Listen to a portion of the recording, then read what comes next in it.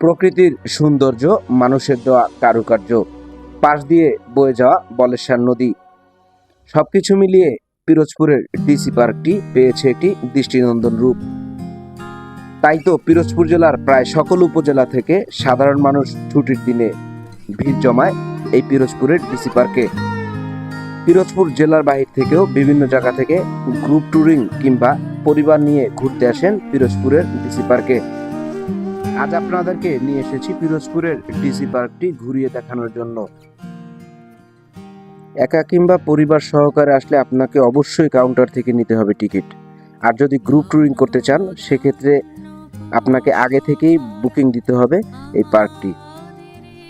শুরুতেই চোখে পড়বে দেশি বিদেশি গাছের সারি, সুসজ্জিত এই গাছগুলো, পাশাপাশি রয়েছে জিরাফ, হাতি, বাঘ, কুমির, ড্রাগন। সুন্দর রং করার কারণে মনে হচ্ছে এগুলো জীবিত। পার্কের মধ্যে দিয়ে বয়ে গিয়েছে একটি লেক। লেকের উপরে রয়েছে একটি সেতু। সেতুটি সুসজ্জিত রয়েছে দর্শনার্থীদের বিশ্রাম নেওয়ার জন্য। রাস্তার শেষ মাথায় রয়েছে একটি সুন্দর ক্যান্টিন, যেখানে দুপুরের খাবার থেকে শুরু করে আপনার যে কোনো ধরনের পানীয় কিংবা চিপস পেয়ে যাবেন খুব সহজেই। রয়েছে রাইডস, রয়েছে একটি বড় ধরনের টাওয়ার, যে টাওয়ারটিতে উঠে আপনি সম্পূর্ণ পার্কের ভিউটি দেখার সুযোগ পাচ্ছেন। তবে পার্কের ভিতরে ছোট সোনামণিদের বিনোদনের জন্য ড্রাগন থেকে শুরু করে রয়্যাল বেঙ্গল টাইগার, হরিণ কিংবা কুমিরের খুব সুন্দর সুন্দর আর্কিটেক্ট তৈরি করা আছে, যেখানে ছোট সোনামণিরা অনেকটা বিনোদন উপভোগ করবে।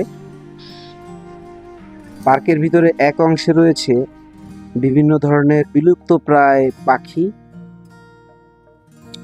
পার্কের মধ্য দিয়ে যে রাস্তাগুলো তৈরি করা হয়েছে, দুই পাশে খুব সুন্দরভাবে সুসজ্জিত ঘাস। পাশাপাশি আপনি এই পার্ক থেকে উপরে টিলা আকৃতি একটি পাহাড়ে উঠলে যেরকম একটা অনুভূতি হয়, সেই ফিলটাও নিতে পারবেন। নদীর পাড়ে হওয়াতে একদম শুরু থেকে শেষ অবধি বিশাল লম্বা একটি রাস্তা। সব মিলিয়ে বিনোদন প্রেমী মানুষের জন্য একখণ্ড সুখ এনে দিতে পারে এই পিরোজপুরের ডিসি পার্কটি।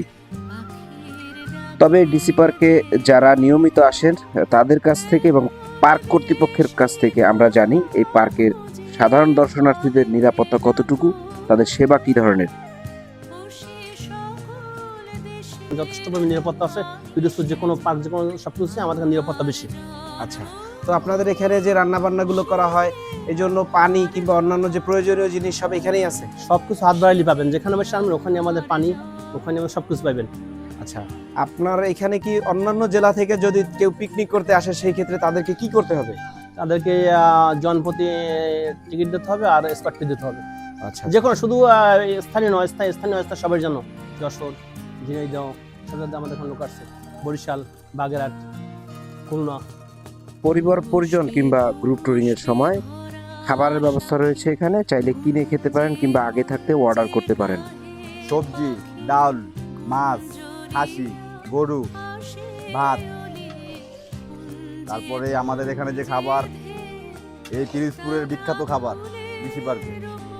বলেশ্বর নদীর পাড়ে অবস্থিত এই ডিসি পার্কটি কেমন লেগেছে অবশ্যই সবাই কমেন্টে জানাবেন। সবার কাছ থেকে বিদায় নিচ্ছি, আমি সালেহীন।